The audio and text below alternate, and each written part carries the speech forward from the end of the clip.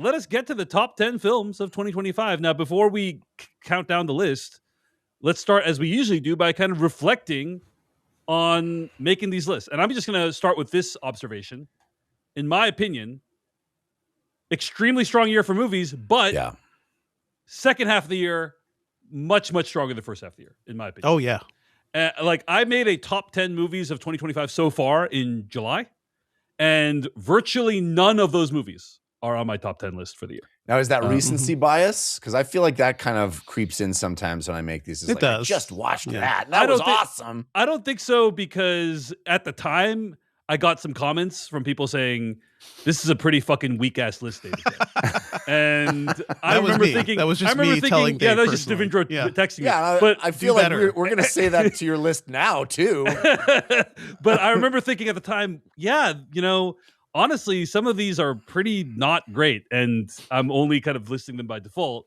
Whereas now, right, having made the list, I mean, I had a list of 30 honorable mentions, and my wife really gave me a hard time about this. She's like, "That's not this. You can't have that many honorable mentions. It doesn't make sense." Yeah, there's no limit to honorable mentions. There's no honor in those mentions anymore. She had a really good criteria for what should be an honorable mention, which again we're going to save for the next episode. Yeah, but the criteria is: could it plausibly be your number 11? Yes, and that's basically what it is. Yeah, I wrote down 17 movies that I wanted to put in my top 10. Wow. Okay, that was that, and then it was like, that was what was hard. And I don't think the second half of the year is better than the first half thing is all that rare. I think that tends to be the case. Yeah, because of all the awards movies that come out at the second half, and all the movies that showed at Sundance. Right, they don't get releases until the end of the year, and so like we got inundated with all these great movies, as we always do. I mean, some years are stronger than others. Sometimes I feel like I'm watching 30 movies in a month, and they're not all that great. And this year, I felt like most of them were bangers. That's how. That's interesting. At the end of the year, I definitely I have 17 movies that could conceivably all been in my top 10. Wow, like that was, and that's hard. That's because then you got to start making some real tough decisions. And there are some movies that, I definitely have I could make a top 20 very easily and be quite happy with, not having to leave anything out. But I think this year's crop is very strong. And I have some other things to say after we reveal our movies, but I feel like that every year though. We get to the end and I'm like, man, there were so many great movies. But the last few years have been rough. Like the post-COVID years have been like, we're scraping the barrel here. It's like, okay, well, there have been some good movies, and this year feels like robust. Like, yes, we have a lot of great movies, and this is why I can't feel too much doom and gloom about the Warner Brothers thing too, is because like surprises will happen within this industry. The way we watch movies, what will become popular. As long as these things have room to exist, like there is room for culture to adapt to them in different ways. So I don't know. It was a great year for movies. I agree. All right. With all that preamble, gentlemen, let us begin. We're going to be counting down our top 10 films of 2025. Let us start, Devindra, with your number 10 film of 2025. My number 10 film is 28 Years Later. Ooh. I think Danny Boyle and Alex Garland going back to this franchise that they, started together as sort of like a way of reinventing zombie movies. I think they did an incredible job here. This is an astonishing movie that is a zombie movie, but also becomes something more. It also becomes something more meaningful in our like post-COVID era. This is a movie about how we survive. This is a movie about how people can, help each other and support each other. And this is a movie that just like out of nowhere also has just an enormous dose of empathy and heart for its characters. I was astonished by the ways this movie turned, because it could be scary, it could be silly, and it could make you cry, and it could be beautiful. It's so many things. So that's why it's one of my, that's why it's my top 10. You're in my top 10. Great choice, Devindra.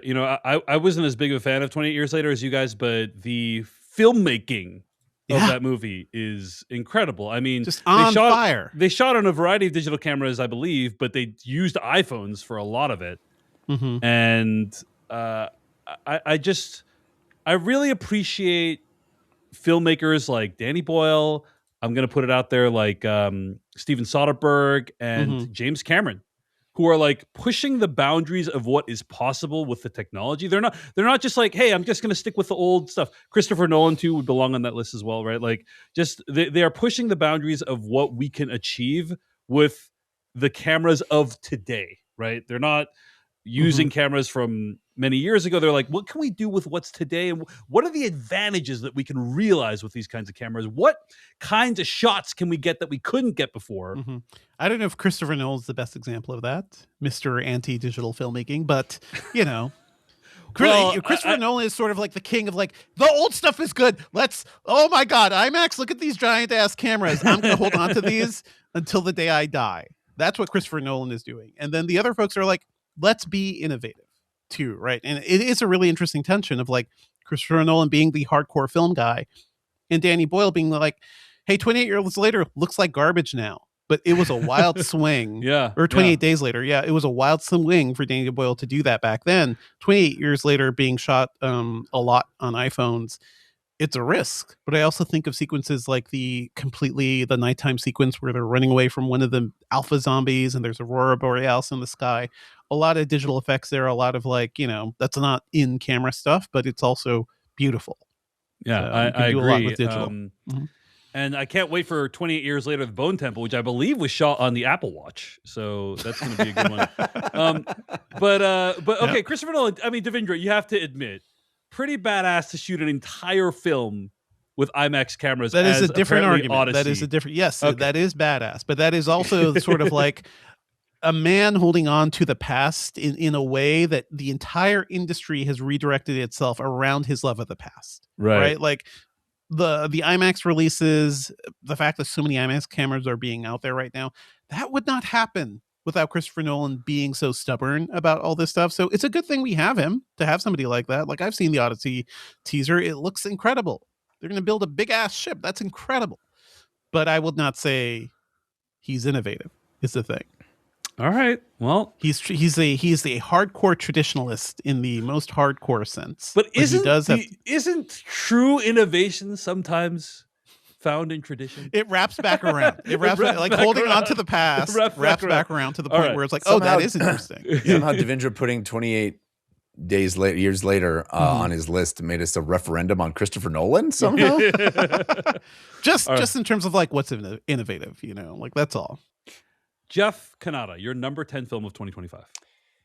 I suspect this will end up higher on other lists, but my number 10 film is Sinners. Ooh. This movie was awesome. It was incredibly taut, thrilling. The period stuff was awesome. Amazing double performance by Michael B. Jordan. And when this movie kicks into gear, it's among the most edge of your seat experiences that I've had in movies. And the only reason it's this low on my list is because I felt it was slightly marred by what I would consider a tepid ending, which is an ending I liked only a little bit. Interesting. Okay. I thought it was kind of an unsatisfying ending. I see. Okay. But this movie, it's a movie full of rage and lust and music, joyful music. And I just thought it was perfect for our turbulent times. This is, it's an amazing movie. I just, just felt slightly underserved by the ending. Love it, Jeff. Great film. Great choice. My number 10 film of 2025 is Companion. Oh, it's almost made my list. Almost made my list. In 2014, a Pew Research report called AI Robotics and the Future of Jobs predicted that in 2025, many of us would have robot lovers. And while we do. And while robot lovers aren't exactly quite a thing yet, this year has definitively shown that people are willing to fall in love with AI chatbots, treating them as though they are sentient entities, and even going so far as to date and marry them. As our institutions fail and our social fabric decays, there's something that people find more welcoming about artificial people than real ones. And that's why it's so amazing that Companion is a movie that was released in 2025. It was obviously written and shot well before this year, but it is super relevant. It turns the whole idea of AI lovers on its head by telling the story from the perspective of the AI companion. And it's also just a really well done little sci-fi thriller with some neat surprises and maybe even a little bit something to say about how we relate to each other and to the technology in our lives and the stories we tell each other about the love that we have. Plus, Jack Quaid is wonderful playing against type. So, love this movie. It was a blast. And I love putting the out-of-box choices here at the lower half of the list. I love that this made your list. Yeah. I thought I was the one that liked this movie the most out of the three of us. And I had this was on my short list of movies to make my top 10. It did not make my top 10, but I'm so glad it made yours. I also think this movie was awesome. You know, I have this kind of like thing now, which some people may reject the purity of my list, but like I have this desire to make the list in some ways represent the year. Do you know what I mean? And I feel like Companion really captures something about it. Like this is the year when AI chatbots became like people started marrying AI chatbots and like it became a wide known mainstream media story. And and it's also just an awesome movie. And so it's like this deserves to be on the list. Like when I look back on this year, it's like, oh, that was the year that with the AI companions. Right? Like that's what I want to remember about this year. And so all right, Devindra Hardwar, let's get to number 9. What's your number 9 choice for 2025? My number 9 movie is Black Bag. I think Steven Soderbergh has been out here making like great little thrillers and different types of things. He had a horror movie this year, just like doing all sorts of different things. Talk about innovative. This guy just never really stops. And I think what's interesting about Black Bag is that it's just a cool little spy movie, but it is also so taut and it's also so well written. It's a David Koepp script. I think it sort of upends the way we think of spy movies. I think the relationships between the characters are really thrilling. It's sort of a twist on Tinker Tailor Soldier Spy a little bit, but it's also a twist on like the spy movies we've seen these actors in before. I think Black Bag is a treat. And it's also one of the movies I think has kind of been forgotten this year. So one thing I am trying to do in this list is like, hey, the things that I really love and that people really aren't talking about that much, I do want to highlight. And I think Black Bag, it was an astonishing, film to watch in theaters. I rewatched it at home, still hits. It's still so well done. So I love Black Bag. That's why it's my number 9. Wonderful movie, Devindra. Yeah, great choice. Another movie on my short list that didn't make my top 10. Oh wow, such a great movie. Yeah, Black Bag, amazing film. Bummer that it didn't do better at the box office. Huge bummer, but it's a movie made for streaming, so I hope it finds some sort of success eventually. Absolutely. Jeff Kanata, your number 9? My number 9 is Weapons. It's funny that I, on the podcast here, have a reputation of being the one who's averse to the horror genre. And yet every single year, there's at least one horror movie on my list. You might be able to find more than one this year. We'll see. Like I said, Companion almost made my list. My horror movie of choice this year is Weapons. It's a premise that pierced right to the very core of my fears as a parent. But like the very best horror movies, this has a lot to say. It has more to say about the world than just be scared. The way this movie unfolds is masterful. Brilliant, limited POV storytelling. It's like a masterclass in narrative, unveiling a narrative in different ways. And the rules around the supernatural in Weapons are awesome and effortlessly conveyed. This movie rocks. I loved Weapons. I will never look at my child running with their arms out the same way again. I remember, Jeff, one of the most vivid, you say a lot of vivid things in the podcast, but one of the vivid things I remember is about how like you often, your ears are finely tuned to any noises that your kids make with their doors. Yes. In your house, right? Oh yes. Like you're always like, if your kid like opens the door in an unexpected way, you're like, is everything okay? I purposely have not oiled my daughter's door so that it does squeak when it opens. Yeah. Yes. And I would think this movie would be a nightmare for people like that. So You know, it is, but in the best possible way. Yeah. In terms of just like the ideas that it brings up. But Weapons, amazing movie. Jeff's number 9. My number 9 film of 2025 is Begonia. Begonia is a Yorgos Lanthimos Emma Stone joint about a woman who gets kidnapped and taken hostage because some red-pilled men who have gone down online rabbit holes are convinced of the conspiracy theory that she's an alien who they need to negotiate with to save the human race. What's so terrifying about this film is how plausible it is. We in America, at least, and probably other places around the world, have allowed the information environment to be controlled by people who have absolutely no concern what the actual truth is. And the ultimate question this movie asks is not whether or not people's minds will be poisoned beyond repair, because that question has already been answered. It's whether humanity is even worth saving at this point. Super dark and bleak, and therefore, one of my favorite films of 2025. Begonia. All right, let's move on to number 8. Devindra Hardawar, your number 8 film of 2025. My number 8 film is Hamnet. I think Chloe Zhao is back, baby. And this is a movie that explores grief in fascinating ways, but also I think is one of the most beautiful and lyrical things I've seen this year. I love her movies because they are often untraditional. They often focus on things and moments that we don't really see between characters, like seeing superheroes have sex for the first time. She explores things in the extremely memorable film The Eternals. Yes, it's great. Yeah. But she explores things that we don't typically see, and it's a strange movie. It's an unusual movie. We've seen several things kind of explore the idea of how art can help us heal in terms of grief and help us unify as a society. I think this is a truly great one. So I loved Hamnet. That's why it's my number 8. All right. Great choice. Jeff Kanata, your number 8 film of 2025. My number 8 film is our first overlap.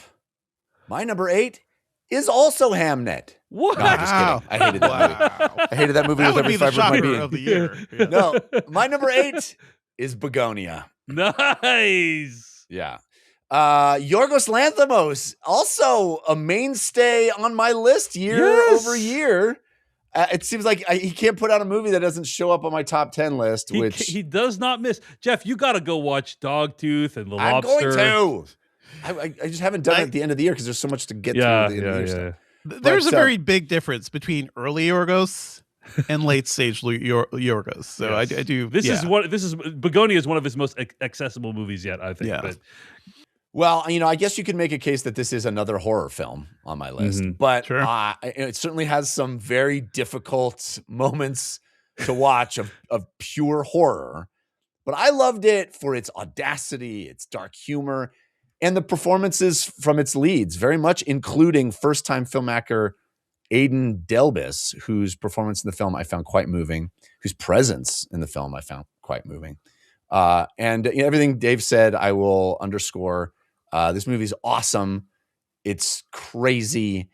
And you just don't find movies like this, certainly that are mainstream. I just saw an ad that played on the Super Bowl, the NFL, Sunday NFL games.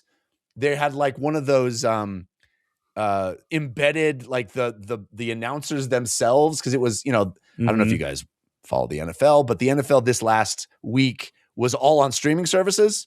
It was Netflix had games, Prime had games, it was all on streaming services. So there was they were very different, and they had very different announcer crews because those guys are exclusive to the networks. And at one point, what the guys was like, check out the new movies that are streaming now, like Begonia, a challenging. I was like, the NFL audience is being pitched Begonia right now? Yes. So I love this movie. The world needs to heal, and that healing will happen when the audience for the NFL watches Begonia and sees themselves on screen. Oh my gosh. I love this movie, and I just Yorgos, keep cranking them out, baby, because I am here for it. Absolutely, great choice, Begonia. Jeff, we were almost twinsies there. Yeah, I heard you say it, and I got all Twitter-pated. Nice. You got all what? What's the word? Twitter-pated. Twitter-pated. It's what the kids say. Yeah. Huh. All right.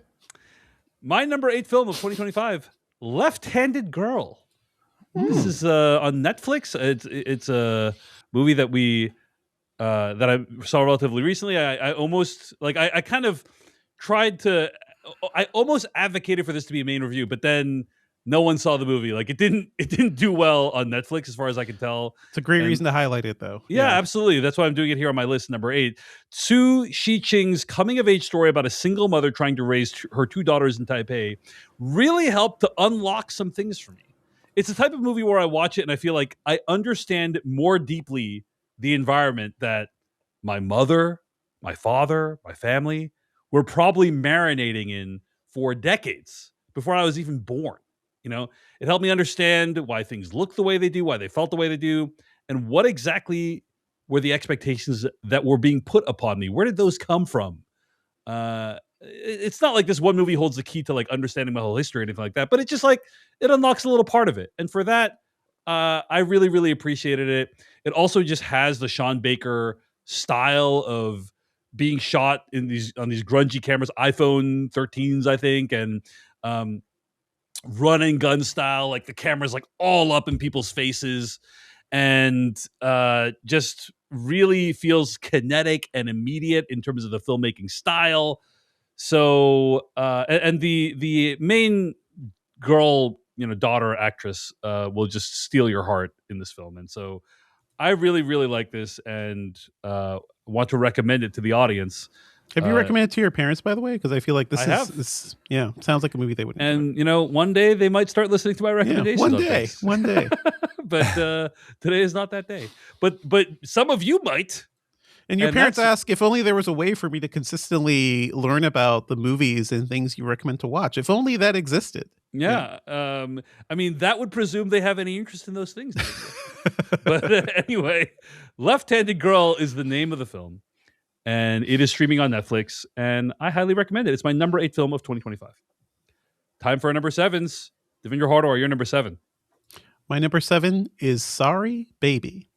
Speaking of films, tiny films that not many people have seen. I talked about this during Sundance. This is the feature debut by Eva Victor. She writes, directs, and stars in this movie.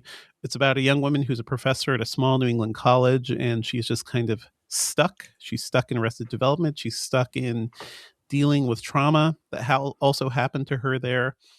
I'm highlighting this movie because I think it's genuinely great, but it's also astonishing in its sweetness, in the way it handles the drama of this character and her relationships with the people around her, and also in its hopefulness. I think this is a beautiful, tiny film, and not many people are talking about it other than critics. So I'm just putting it out there. If you want to see something that will floor you this year and you're ready for a movie like this, I think Sorry Baby is phenomenal. It is on HBO Max right now. It is funny. It's not just like a misery slog. It is funny. It's sweet. And I think it establishes Eva Victor as a major voice in the future for drama, for comedy, for anything. I'll watch anything she does after this. Very cool. I've seen this on a number of other top 10 lists as well, Devindra. So nice to highlight Sorry Baby as Devindra's number 7. Jeff Kanata, your number 7. My number 7 is Eddington. I knew this was coming, Jeff. I know I'm alone in loving this film, but I found that it challenged me in the most interesting ways. I never saw where it was going. I really enjoyed the ride of this movie, even when it was making me uncomfortable. And this is, this is exactly what I want from great art. It forced me to reconsider my assumptions and think about the world through a different lens.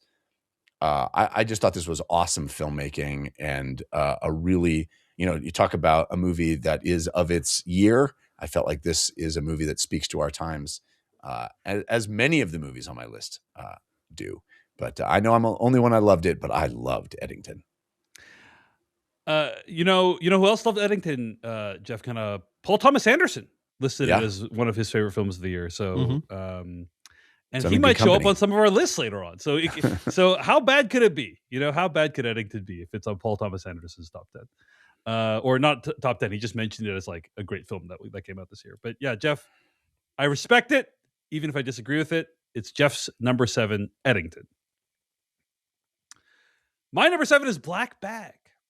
Nice. You know what's fun, guys, is I generally have a good sense of what movies you like and don't like after we review the movie. Like, that's kind of the point of the that's review. the point. I think That's the point of the review. But what's kind of fun about these top 10s is like learning what had staying power. Right? We all like Black Bag. We all had Black Bag. Like we all like gushed about Black Bag. We gushed about Black Bag. You know, like But what is it about Black Bag that stuck around for us? Right, like why there's other we liked dozens of other movies, but Black Bag for like me and Devindra at least, and possibly even Jeff, who knows?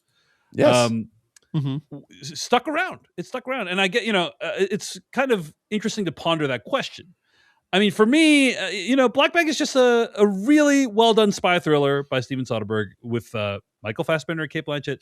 It's fun, it's sexy, it's twisty. It has great characters in this marriage that, as Jeff pointed out in our main review, is pretty non-toxic for the most part. And it's just a super fun time from start to finish. It's also the type of movie that people like me complain they don't really make anymore. And so, of course, it pretty much bombed at the box office. When many of the movie theaters that exist right now die, and we enter a future where movies aren't as big of a deal anymore and they only play movies from Disney and Netflix, it'll be because people felt like they didn't need to go see Black Bag in theaters. I'm saying it right now. Anyway. Also want to highlight, like, hey, David Koepp is back. Every time I see like him, another collaboration with Soderbergh, Presence, David Koepp. A movie that I know Jeff Kanata loved. Two equally good movies. Two equally good movies. Kimmy. But listen, I just rewatched the first Sam Raimi Spider-Man with my kids. David Koepp screenplay. The dude, when he is on fire, dude is on fire. Rapping characters you remember, great lines. Like, great to see David Koepp back and doing stuff. I think there's just something to be said about a movie of a specific genre that is really, really well executed. Yes. It's not like the spy genre is going to change your life or anything like that. But I would put it like not at Michael Clayton levels, because Michael Clayton is all timer, but like Michael Clayton's like, it's a legal thriller, right? And it's like, but it's like really, really, really well executed. This is a spy thriller, right? And it's just really, really, really well executed. And so, that's why it's on my list at number 7. All right, Devindra Hardawar, number 6. My number 6 may surprise you guys. It is Sentimental Value. Joachim Trier's film about a man coming back to his family and trying to make peace with it. I think really, really deeply hit me. And it was funny, like after our Marty Supreme review, it kind of made me think like these are actually very similar stories. They're both stories about guys saying, I was a piece of shit, I'll try to do better, right? But it hit me a lot more. I thought you were going to say they're both epics about trying to succeed at ping pong, but yeah, it's all ping pong. But what hit me more is like Sentimental Value is inherent. It's a film about so many things too. It's about also how we process generational trauma. It's also about a guy kind of working with the fact that he was an absolute piece of shit and making a great effort to be like, maybe we can make this work. Maybe we can make it happen. I think the sister relationship in this movie is an astonishing thing. Renate Reinsve is incredible, but also the actress who plays her sister, Inga Upsdatter Lilias, is astonishing to me, because she is sort of like the glue that holds this sort of like broken family together, and she's also trying to deal with her own shit. There's a scene at the end of this movie between the two of them that just absolutely broke me. And in general, I just love the way Joachim Trier makes movies.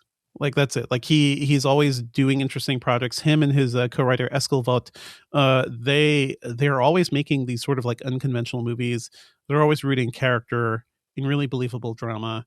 I love the way this guy makes cinema, and Sentimental Value is a movie that made me cry many times. I think it's astonishing. So that's why it's my number 6. Great choice, Devindra. Yeah, I don't want to relitigate Marty Supreme or Sentimental Value. Yeah. But it's funny to me. I had the experience with Skarsgård's character in this movie that you guys had with with Marty Supreme character, which is I don't think that he changed. I think he's still using the people. Difference is we see a character trying for the entire movie to do that. I don't rather think than that's flipping true. on a dime. I interpreted it as a very selfish act throughout, that he is being incredibly selfish and manipulating people because, now it's something I want for my career. But we get that. That's a longer conversation, but he is presented as a character who's also built on his own trauma. So much of this movie is like, what is the stuff we take from our parents, from our grandparents? There's like there's heavy symbolism involving the house in this movie, which I think is, it's heavy-handed, but also it's beautiful. Also brings to mind the idea of like what a place capture sort of like movie here. It just brings together so many things for me. So it worked really well. I agree with Devindra. I love this movie. Sentiment to value. It is Devindra Hardwar's number 6 film of 2025. Jeff Kanata, your number 6 film of 2025? My number 6 film is In Your Dreams. This is the animated film on Netflix, and as I said when we reviewed it, or when I discussed it on the show, it hit me at the exact time I needed it. This is a movie about the difficult dynamics that can exist within a family and the value of loving the rough spots as much as the smooth ones. It's a movie that is full of heart. It's really funny. It has some beautifully animated flights of fancy, some awesome action sequences. My family is still quoting Baloney Tony all the time. This is a wonderful, underrated movie, my favorite family film of 2025, and it's my number 6 film of the year. My kids love it too. It's great. Yeah. Very cool, Jeff. I will have to check out In Your Dreams, Jeff's number 6 film. My number 6, guys, and look, I really hate to do this because I don't like mentioning movies in the top 10 that we have not discussed in the show prior to now. Like I think people have said, and yet you do it every year. It's unavoidable. It is there's too many people have movies. described it as an unsatisfying experience, and I understand that. This is the one exception. But hopefully you will understand my number 6 film of 2025 is No Other Choice. Nice. And I don't want to say too much about it now because we are literally going to be reviewing it next week. But suffice to say, it's a movie, or not next week, in 2 weeks from now. But suffice to say, it is a movie that perfectly captures this moment of late stage capitalism we are in right now, in a world where people are treated, workers are treated as disposable, and people are willing to sacrifice so much of themselves to claw so little for themselves. This movie resonates. So I won't say much more about it now because we'll talk about it more in depth soon. But No Other Choice. I cannot let the year go by without acknowledging this movie in a big way because it really did speak to a lot of things that are happening in the world. If you can see it in theaters right now, definitely try to see it. I haven't seen it yet because I don't know if you guys know this. It's on the schedule for next week. Fair enough, Jeff. 2 weeks from now. 2 weeks from now. But yeah. 2 weeks. Okay. First half of the list done, guys. Interesting. Wow. Not too much overlap. But I suspect some of the overlap may start very soon. Let's get to our number 5s. Devindra Hardwar, your number 5 choice for 2025. My number 5 film is Superman. Wow. High up, Devindra. Holy smokes. I think this movie is incredible because it juggles so many things, and so many things I've always appreciated from James Gunn. The great group dynamic between his characters. It's funny. It's very sweet. It is action-packed, and he does not shy away from big-ass action scenes, but also there is time for these characters to reckon with who they are. I think the early argument between Lois Lane and Clark Kent and Superman about why he did what he did, I think is an astonishing dialogue to have in a movie because it's not something we see handled too much in like the MCU stuff. Like that's pure drama. And that also relates to the way we look at things in the real world, right? It's sort of like it is wrestling with the demands of like a very proper liberal, democracy type of stance and something much more progressive. And I think that is fascinating to see in a movie like this. And then by the end, it is taking some genuine moral stances that I think are so timely and so perfect for right now. This is a movie that made me feel many emotions. This is the one movie I was able to drag my entire family to. to see it for a second time, and I'm glad I did. Like, my parents don't get to go see movies in theaters much, but I thought to myself, if there's one movie my parents, who grew up in a third world country, my dad used to be a projectionist in Guyana, and he probably, I didn't ask him this, but he probably projected the original Superman, like, back then, like, to have this, like, full turnaround for them to see a different version of Superman that is thrilling. And I think of the moment, I was happy to do that. So that's why Superman is my number 5. That's a lovely story, Devindra. I really appreciate that. Yeah. Wow. I had a great time with Superman. I love that it's this high on your list. That's a surprise. It's got to me. layers, man. It's a surprise, but I love that it's this high on your list. Jeff Kanata, you're number 5. My number 5 is Blue Moon. Whoa. Nice. Yeah. I just watched this week, Jeff, to evaluate it for top 10 consideration. Yeah, you didn't really like it. No, I actually quite like it. Didn't make my top 10, I'll say that, but I found it to be enormously sad, Jeff, because it's about almost like blue is in the title. It's about this extremely talented individual who nonetheless has no self-awareness and is really difficult to work with, and ends up, you find out in the very opening scenes of the movie, dies in horrible fashion. So obviously I could find nothing to relate to there. Yeah. Like, there's no way I could possibly relate to this character. But I did appreciate it. I found it very, very sad. I have to say this, Jeff. Well, go ahead. Why don't you say some things and I'll react to you. But Blue Moon is your number 5. Blue Moon, it's so supremely my jam. Single location, all dialogue. It's about making art, specifically theater. It's also about loneliness and jealousy and the power of language. Ethan Hawke is amazing. I hope he gets an Academy Award nomination. He deserves it. The writing is amazing. It's a sweet, sad movie, but it is just exquisitely performed and shot. It feels like a piece of theater about theater. I love it. There are many things I enjoyed about it, Jeff. The performances are great. Ethan Hawke is great. I have to say, Jeff, that Ethan Hawke in this movie plays a real life person named Lorenz Hart.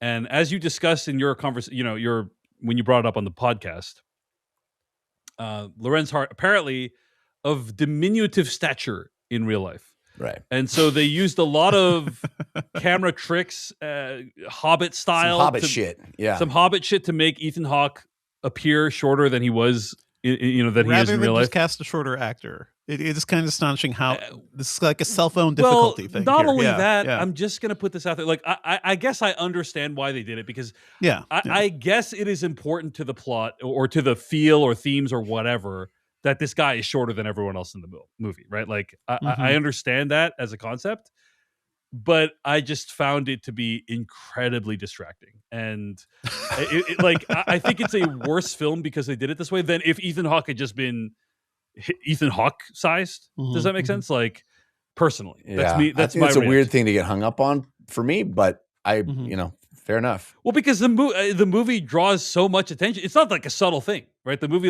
draws a ton of attention. It's a big part of who he was. Is this short little guy who had an outsized personality and was the loudest voice in the room, but also the smallest person in the room, and like the fact that he's shorter than all the women that he's obsessed with. There's just, it's very, I think it's very, it's part of it. Yeah. It's part of it. Yeah.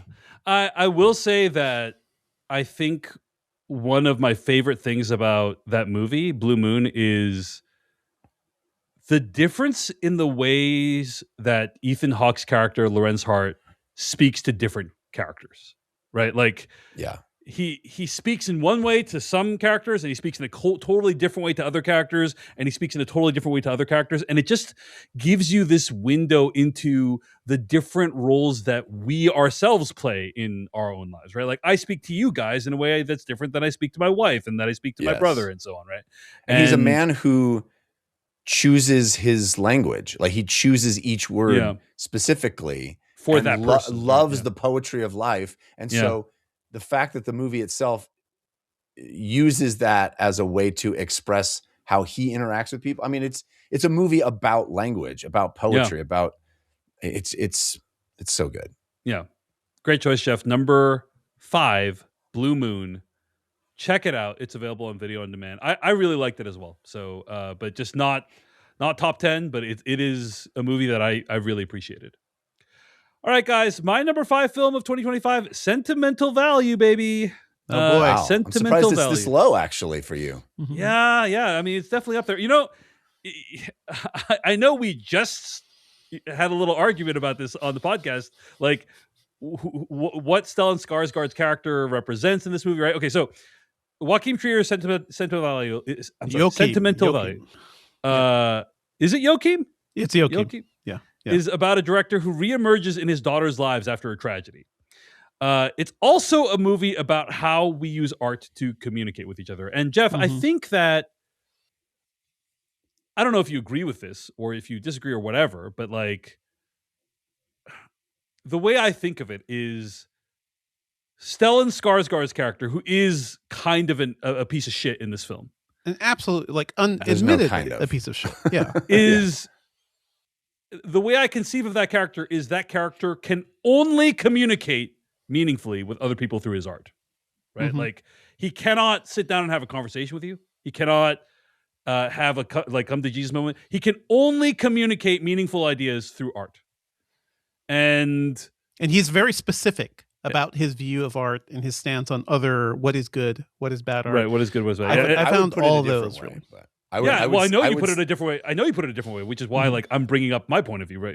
Because I would say he's a narcissist. Right. I know that's your perspective, but I'm saying like if the way I view the movie is, I don't even necessarily disagree with you, but he's also somebody who can only communicate through art. That's my interpretation. That doesn't have to be everyone's interpretation. But if you view the movie through that lens, then it's really, again, about a movie about how we use art to communicate with each other. But really the showcase in this movie is the acting. And there are things that this movie does with the concept of acting that are absolutely mind-blowing. Scenes that left me totally stunned. Just like literally, I watched the scene. I'm like, I'm in awe of what I just witnessed. I'm just like, my mouth is agape. I'm like, I can't believe I just saw that. Layers upon layers of meaning and subtlety that taken together really are incredible and overwhelming. Yeah. So I love this movie, and I would recommend you check it out now on video on demand, where it is available. So, Elle Fanning, also incredible. She's amazing. Like, there are just so many great moments. What Elle Fanning does in this movie, like I can't even get into it. Like, but it's astonishing what she does in this film. There's a sadness to her character. There's a sadness to Stellan Skarsgård's character. Like, he is certainly a narcissist, but he's also reached a point of self-awareness too, where like I find that really fascinating and trying to juggle. So this movie also has the biggest laugh out loud moment of the year for me. And I'm going to spoil that briefly here, but that is the idea of gifting your 10-year-old grandson Irreversible on DVD. Yes, Devindra. Along with the piano teacher. I thought of you. I was hollering. Yes. I laughed so loud my cat like jumped up in the air. Incredible. I can't remember the line his mom says, but she's like, well, no, the daughter says, "Good thing we don't have a DVD player. Good thing we don't have." And the daughters are laughing because she knows, the actor daughter knows what is up. He's like, I cannot believe you did this. I thought of you, Devindra. When I watched that scene, I thought of you. I was like, because Devindra introduced me to the work of what's his name, Gaspar Noé, right? And so it's like, did I introduce it? I don't know, but you were one of the we had people, arguments. Yeah, we've had arguments about the value of his work, basically, and that is such a perfect character moment. Because you're not thinking about the kid. You're not thinking about what they want. You're thinking about, this is the pinnacle of my very, very like fastidious art form. And you as a child, you will learn to deal with it because you must deal with a very, very hard to watch movie. Incredible stuff. Agreed.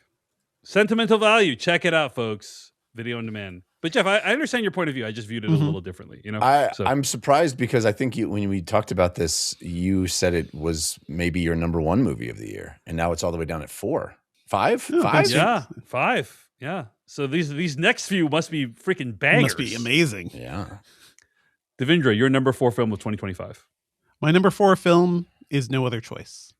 For all the reasons you already mentioned, Dave, I think there are many reasons why Park Chan-wook is one of my favorite filmmakers. The dude cannot like construct a scene without making it just visually interesting, exciting. This is also a hilarious movie. Like I did not expect this movie to essentially be a black comedy, but this movie is hilarious. I was laughing out loud, even though what we're seeing is kind of crazy, kind of sad, and kind of disgusting at times. But it is a hilarious black comedy about the lengths we go to survive and to achieve a sort of comfort among the cruel world of like late stage capitalism. I think it's incredible. And Lee Byung-hun, who an actor I've always loved, I don't think I've ever seen him like this, because the dude is one of the most handsome men alive. Right. In fact, in the movie, they comment on this. Like, oh, if you wear your hair like that, you almost look like a model. Yeah, because he's Lee Byung-hun. But he in this movie, he is like essentially Hank Hill. He's essentially a schleppy guy, just really in love with his very, very specific type of job. It's incredible. It's incredible, like how much he leans into that character and how much he leans into just the sort of like silliness of some of these situations too. So I love this movie. No other choice. Park Chan-wook, you still got it, baby. Wonderful. I cannot wait for our discussion about this film in a couple weeks. Looking forward to watching it. You've had access to it. I know. It was on the schedule. It's not like it only appears now. Yes. It's been a while. Yeah. Jeff, your number 4 film of 2025. My number 4 film of 2025 is Wake Up Dead Man, a Knives Out mystery. Ooh, wow. All the way up there. Yeah. In my opinion, this is Rian Johnson's best whodunit yet.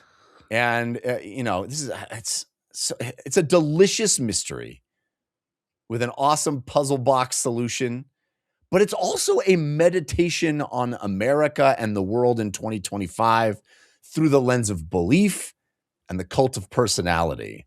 It is beautifully shot. It's wonderfully acted, and as entertaining as it is thought-provoking. That's what I love, this marriage of substance and style. I am so in awe of being able to do that, to make something that is just popcorn pleasing on a pure genre level, just have a great time figuring out the mystery, but also dealing with theme and culture and, all of these big ideas in such a deft, beautiful way that asks the audience to really think about it. I think Rian Johnson is at the absolute top of his game with Wake Up Dead Man. And I hope he gets to keep making more of these Benoit Blanc mysteries, because they are more than just fun whodunits. They are consistently asking more of the audience, delivering more to the audience, fun ensemble pieces with some of the best actors we have working today. It's just, man, this is what I love about art. Like, you can do these kinds of things. You can be entertaining. You can be thought-provoking at the same time.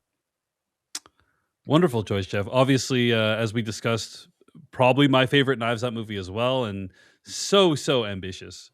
Wake Up Dead Man, Jeff Kanata's number 4. My number 4 film of 2025 is Sinners. Nice. Guys, this movie, as we all know, is genius. It's a vampire horror film that has an incredible sense of place and time. It's also an astonishing technical achievement, by the way.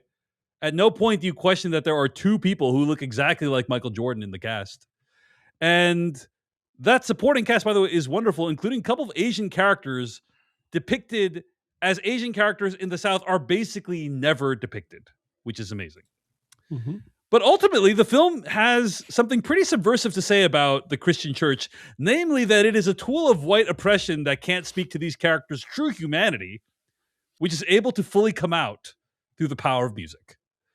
The music, by the way, in this movie is also incredible. And consequently, I have never felt more terrified of Riverdance as I was until after I watched this movie. I've been terrified since I was a child. So for all those reasons, Sinners, great movie, thrilling movie, boldly original film.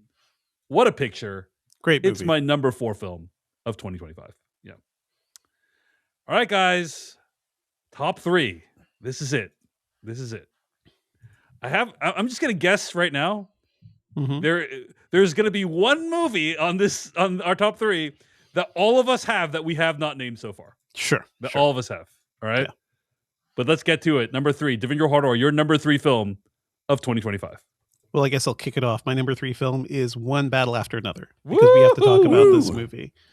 And that is Paul Thomas Anderson going into full like action mode, making a movie that is about being a revolutionary, a movie about like speaking back and fighting back against the structure of the world. I think this movie is an absolute blast. And you've got Leonardo DiCaprio in full like dirtbag mode, Benicio del Toro as I think one of the most iconic characters of the year. I cannot stop thinking about just like the mood and the suaveness and the sort of like attitude of him. I think this movie is incredible. Paul Thomas Anderson, not a guy known for shooting action, has created a movie that has some of the best set pieces of the year. What this movie is also like, there are things about it I don't like fully love. The experience of watching it, the sort of energy of it. Tiana Taylor in this movie, like it's a movie I can't even quite put into words how much I love it, but it's an astonishing work of art. And I'm glad to see that Paul Thomas Anderson has something like this in him. I loved One Battle After Another. Great choice, Devindra, and that was the movie that I was thinking of. But let's hear Jeff Kanata's number 3 film of 2025. You ready for this? My number 3. I'm going to say, Jeff, your list is the one that I think is most inscrutable to me in the sense, not because the movies are bad or anything. They're obviously great films, but like, I'm like, oh, all the stuff that I would have thought would be in Jeff's top 3 has already been named in the episode. So I'm like, this is going to be really surprising, I feel. All right, Jeff. Yeah, go hold on to your socks. Number 3 is Mountainhead. Oh my God. Wow. Oh my God! I knew there'd be something that just comes out of left field. Anyway, this is it. Yeah, I cannot get this movie out of my head. I think about it constantly, all year long. It just feels so on the money, pun definitely intended. And when it comes to the mindset that seems to be shaping our world at the highest levels, this is the movie I constantly am thinking of. And again, another movie where the use of language is sublime. It's almost written in this kind of like tech bro beat poetry that I found absolutely mesmerizing. And it escalates into kind of a madcapped comedy, but also has some really chilling things to say about accountability or, the lack thereof. And the absurdly wealthy in this world. This is a movie that is like living rent free in my head. I every news story I read, I just think about these idiots in their little chalet, jerking each other off, and it feels not an actual spoiler for the movie. That doesn't actually happen. It just feels so perfectly of our times. I love how it's written. I love the sort of scathing look at this mentality. Yeah. Mountainhead, my number 3. Wow. Really nice out of the box pick. By the way, I was hanging out with Slate.com's film critic this week in Portugal, and we got lunch in downtown Porto, and he was saying this was one of his favorite films of the year as well. So 'cause he has good taste. You're in good company. I do think there's something about the movie Mountainhead that really speaks directly to the time we're in. Like, we will look back on this time and be like, that movie and the way that movie depicted tech billionaires spoke to something incredibly true about how tech billionaires relate to each other and how they think about non-tech billionaires. That's right. And it's chilling that these are the people running everything. I love the way they speak in this movie. Like it's almost like Deadwood, it's such a stylized film from a language perspective. I'm in awe of the writing, and I think the performances are fun. I mean, it's a movie. It's another movie, like I was saying with Wake Up Dead Man, where it marries something that's kind of just viscerally fun to watch, just a kind of a very entertaining, like I said, screwball comedy with something deep, much, much deeper and more resonant. Love it, Jeff. Mountainhead, streaming right now on HBO Max. Jeff's number 3 film of 2025. My number 3 film of 2025 is Weapons. Guys, Weapons is a movie that has an irresistible mystery. At 2:17 a.m. one night, every child from Miss Gandy's class woke up, got out of bed, and ran into the dark and never came back. What actually happened? What could have caused it? And can anything be done to undo the damage that occurred? These are all questions that the movie answers in a way that's fun and thrilling. And as with Jeff, what I love most about this film is how this movie is structured. It's a movie where the way and the order that the information is revealed to you makes the story maximally effective. The result is a film that keeps you guessing until its very final moments, which makes the movie's point in devastating fashion. So I loved Weapons. I thought it was brilliant and had a lot to say, even if the director of the film did not agree with the things that people thought it was saying. But Weapons. Movies can say many things. Absolutely. So, Absolutely. Yeah. All right. That's my number 3, Weapons. Let's get to Devindra Hardawar's number 2 film of 2025. My number 2 film is The Secret Agent. Wow. I knew this would be at the top of your list. Happen. I knew this would be at the top of your list. At some point, we'll have to have a conversation about this movie because I know you did not like it very much, Dave. But I think this is an astonishing movie because I love the way Kleber Mendonça Filho builds worlds. And the world he builds here is Brazil in 1977. People trying to survive under, a brutal government. It's about survival. It's about the world is against you. How do people band together and kind of find little ways to resist this? But it's also just about it's a small story of a father trying to come back to his son. I love this movie because it just builds up this whole universe of what you're watching here. The opening scene, I think, is something that's really evocative and feels like a reality we're living through right now. But the way Kleber Mendonça makes these movies, they're filled with characters. They're filled with random asides. It is a fully alive film. It feels like visiting Brazil in that era. It feels like taking a tour of what it was. It feels so lived in and so accurate and so full of life and also unconventional in where it takes you and kind of how it resolves itself. I cannot stop thinking about this movie. And I hope this movie does well enough for him to keep building even more. I loved Bacurau. That was my favorite movie of several years ago. This is close to the top for me. And it's not for everybody. But man, am I glad The Secret Agent exists for me. Glad to hear you liked it. This made many people's top 10 lists as well. My wife, who I watched this movie with, really did enjoy it. There's a lot of good things I like about the film. Incredible cinematography and production design is unbelievably good. Wagner Moura is excellent. So I do appreciate many aspects of this film, but Devindra put it at his number 2 of 2025, The Secret Agent. Jeff Cannata, your number 2 film of 2025. My number 2 film of 2025 is Predator Badlands. Wow. Disclosure necessary. Yes, I am biased. I fully admit, this movie was made by one of my closest friends, but it's also straight up the most fun I had at the movies all year. I just loved, and that is tied up in, rooting for my friend and feeling like this is a triumph. So yes, I'm not going to pretend that. But I also think this movie would have made my list if it wasn't. I just had so much fun with this movie. It is a reinvention of a franchise. It is infusing it with so much energy. Honestly, if I may, I'd like to make this a joint pick Predator Badlands and Killer of Killers together. They're good. Yeah. The sum of those two parts, doing what it does for the Predator franchise. Prey already had infused it with some new life. But like this really was a home run. And I just, I felt so good walking out of the movies after this movie. It has so many beautiful setups and payoffs.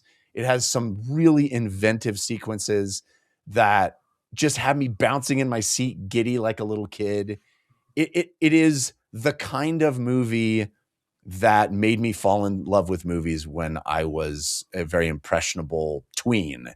It's the kind of movie, it felt like an 80s movie in the best possible way. And, I'm happy for Dan, but I'm also happy for the world that we get his talent on screen. And this movie in particular is just so much fun. It's my number 2, Predator Badlands. I think what's so remarkable about what Dan Trachtenberg has done is he has essentially brought this franchise back from the dead, and I mean, The Predator, something its very own screenwriter could not do. The Predator, which came out in 2018, not very good movie, didn't do particularly well at the box office, and Trachtenberg has breathed new life into the franchise. I mean, there's one central idea in all of his movies, right? Which is, what if the Predator, well, I guess Badlands is a little bit different, but it's like, what if the Predator actually visited us in like vastly different time periods than the ones depicted in the film so far? And he's gotten a lot of creative mileage out of it, but he already did that with Prey, and he decided, hey, I'm going to push myself even further with Predator Badlands, and just doing really interesting stuff with a franchise we all thought we knew and was kind of moribund and not doing very well anymore. Yeah. But this guy single-handedly took it and is breathing new life into it. It's really remarkable. It's rare to see it happen. Where like a franchise is not doing well and then somebody comes along and like, it'd be like if what's like a dead franchise? Somebody came in and was like, I have a new idea for a Friday the 13th. Friday the 13th. Completely reinvent Friday the 13th. Right. Yeah. Or something, the Ernest franchise. We're going to do the Ernest franchise with a new guy, right? Or something like that. Yeah. And this is exactly the same as doing Ernest again. 100%. Totally. You're right. That's the same cultural impact as Predator is Ernest. But it's also like analogy, Dave. Thank you. I'm crushing it with the analogies this episode, right? This is what I mean by the Marvel thing. Studio brought low by other films in this franchise, and probably because of their own interference.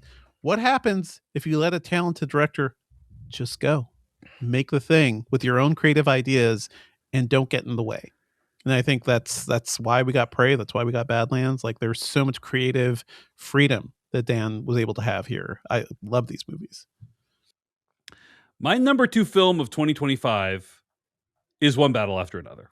And this has already been mentioned, but Paul Thomas Anderson's latest film that tracks a group of revolutionaries over the decades feels like it's made for this specific moment.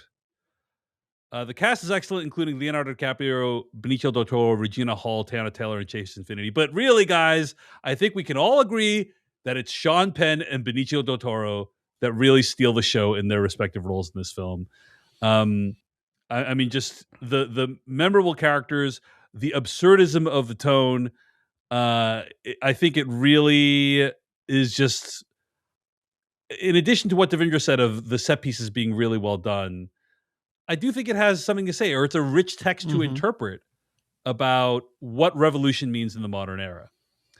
And there's something really profound about the idea, the Leonardo DiCaprio character, who in his youth is a metaphorical bomb thrower and somebody who is willing to break the law, and then towards the latter half of this film finds that perhaps the revolution has passed him by, and he's on a different plane than everyone else that he's kind of trying to interact with in this film. But there are also different ways of trying to push back, which are shown in this movie, which I think is fantastic. And so I do think the title is just really meaningful in this case. One battle after another. That the struggle doesn't end, and oftentimes the battle that you think you're fighting is already over. There's like a new battle already, and it describes existing today. Yeah, like literally, you wake up and it's okay. What's next? What's happening today? Yeah. And so, really well made film, super memorable characters, and speaks to this moment in a way that's like very, very funny, very absurdist, occasionally zany, even, but ultimately, I think has a lot to say about like where we are as a society today, and the kind of the forces that are operating. I think the movie takes place quite a while ago, or it takes place in like various time periods, but nonetheless still very relevant because of stuff that's gone on in the past that is still kind of going on today. So the last one close to being very modern too, but I think watching this movie is the sort of thing that can even spur people on to be like, hey, maybe I should do something about how things are going in the world today. One thing I want to point out about Benicio del Toro's character, which we didn't really lean into in the review, but I love how the care and the revolutionary aspect he represents there is really about taking care of your people, taking care of each other. Yeah. And that is a thing we are leaning on right now. If you're wondering how to take any sort of control in a world that's gone mad, I think that's a really important idea to highlight. Absolutely. Like building strong, real life, non-online communities, mutual aid. These are the tools that people are able to use right now. And Benicio's character really exemplifies that in the film. So, and there's different form of protests. Yeah. What's up? No, yeah, just one battle after another. My number 2 film of 2025. All right, guys. Number 1. It's time for the Big Kahuna. So let's start with Devindra Hardware. I'm really curious. What is your number 1 film of 2025? I think you could probably guess this. My number 1 movie of 2025 is Sinners. I think this movie is a goddamn masterpiece. And it's also just like, it is so loose. It is so loose and energetic. Like it spends time building up these characters in this world. It builds up the idea of what it was like to exist, as Black people in the past, but also like you're saying, to show like an Asian couple in that community in the South that exists, that I encounter those people almost every day. So what this shows us is a window into the world that is kind of like something we don't see very much. And then it stacked on top of that is a goddamn monster movie. It's a vampire movie. It's resisting like this invasion itself, which has its own sense of symbolism of like a certain culture trying to appropriate and take over yours. That is such a rich text. There is the argument against the Christian church and like why it may not necessarily be a great thing to follow. That is an interesting idea to follow. Like there's just so much going on in this movie.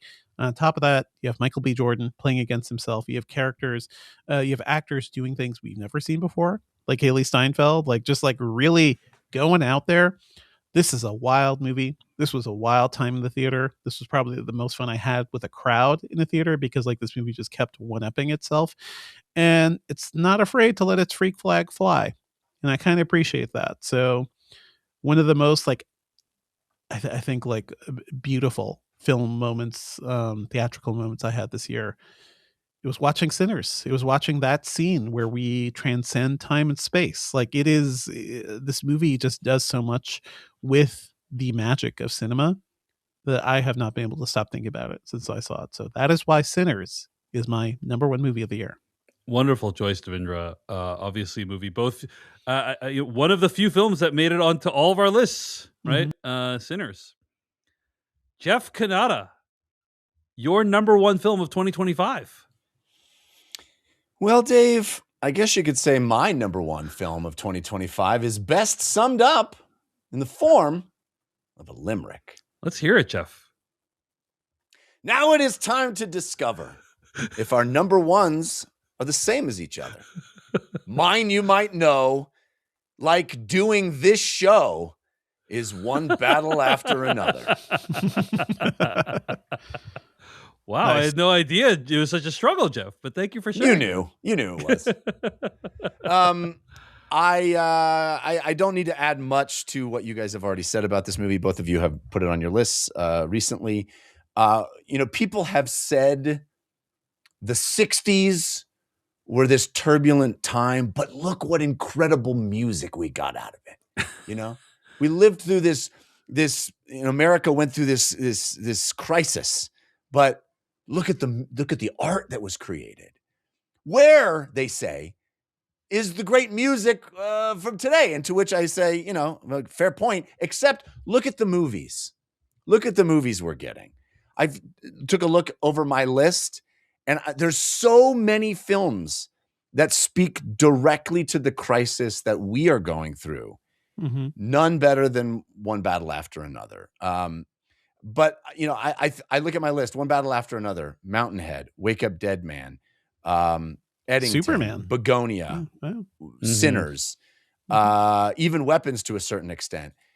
Yes. To a big extent. I mean, obviously, about gun control and stuff. I do think we are in the middle of art that is inspired by, infused with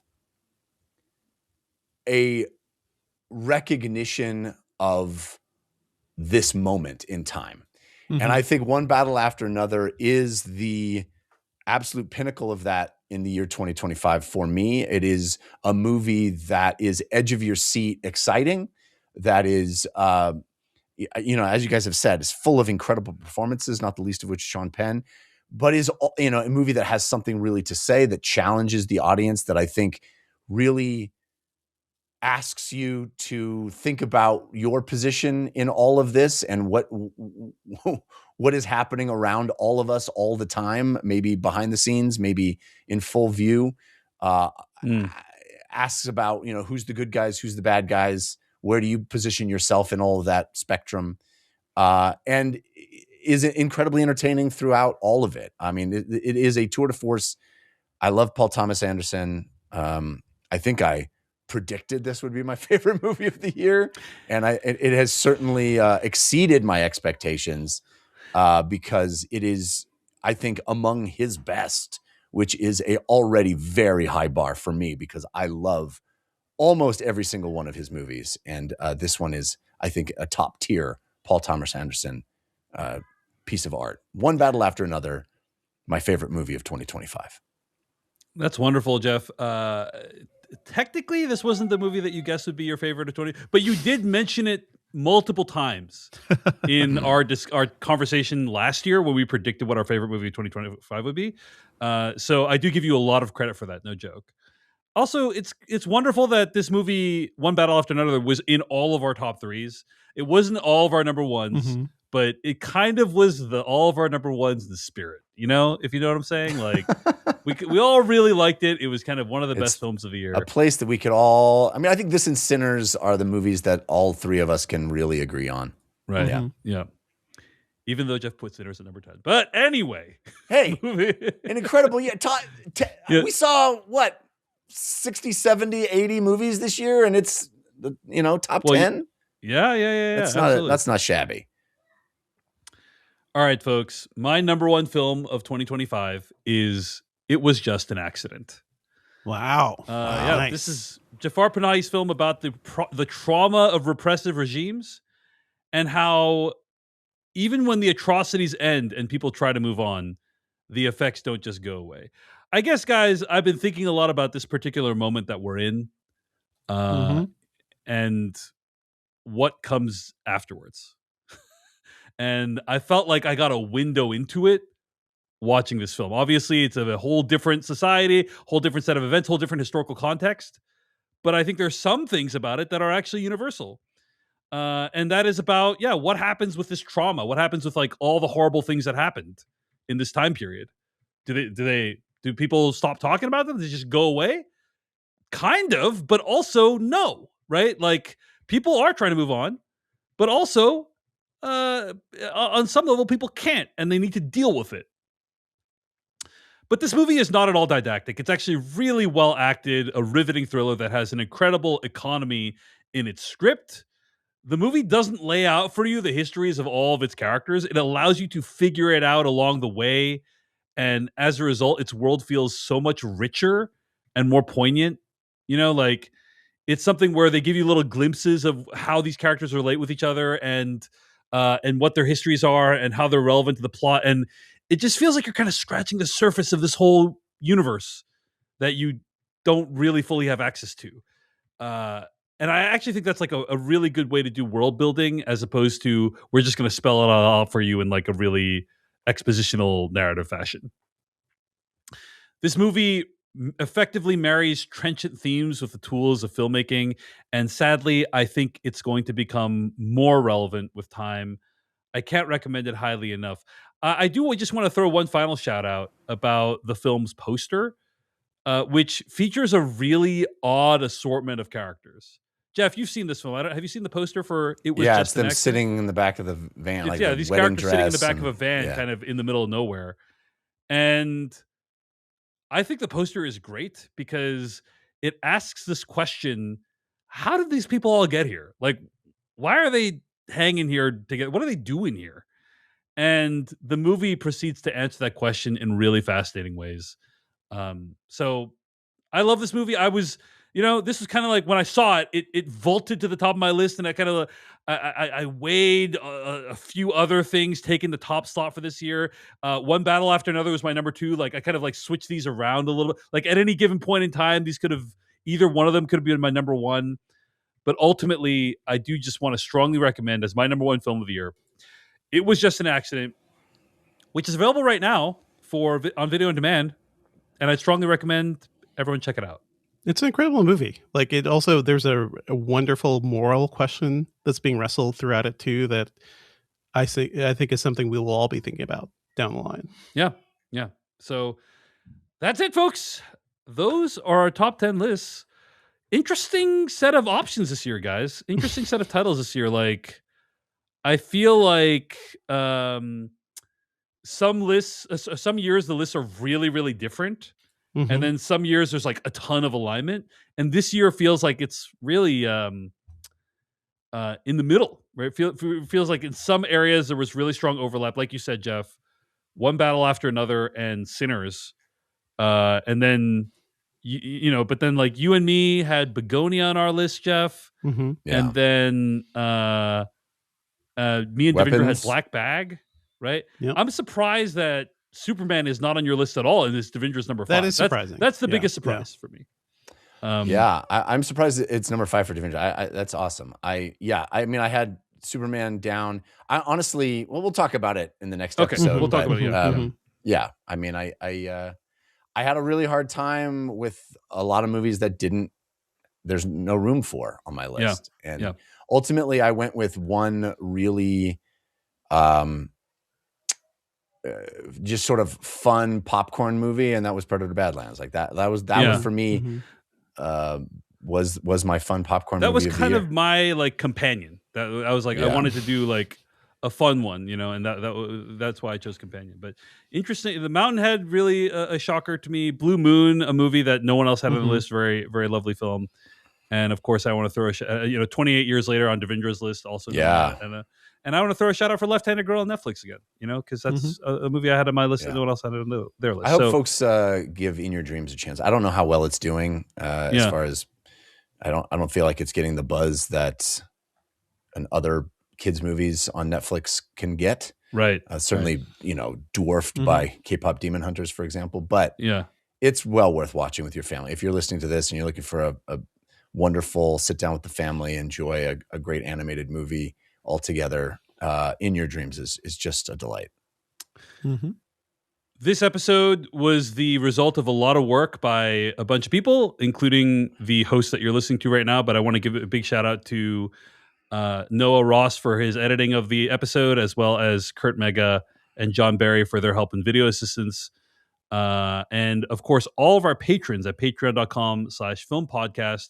Without y'all, we would not be able to do this show at all. We'd not be able to dedicate the massive quantities of time that we spent to watching these movies and considering them for our list this year. So we really appreciate you at patreon.com/filmpodcast. Of course, you get ad-free episodes, early access episodes, and exclusive bonus episodes over at patreon.com/filmpodcast. All right, folks, I think that's Thank you, everybody, for this whole year. Thank you for supporting us. It is huge. You have no idea how much it means to us. It is everything. Thank you. Indeed. thank you so much for watching this video of the Filmcast. Check out these other videos that we have available, and be sure to hit like, subscribe, and hit that bell icon to get other videos from us in the future. You can also go to thefilmcast.com to catch all of our audio podcast versions of all of our episodes. And support this podcast at patreon.com/filmpodcast, where you can sign up for ad-free episodes and exclusive After Darks. Thanks so much to everyone who makes the Filmcast possible.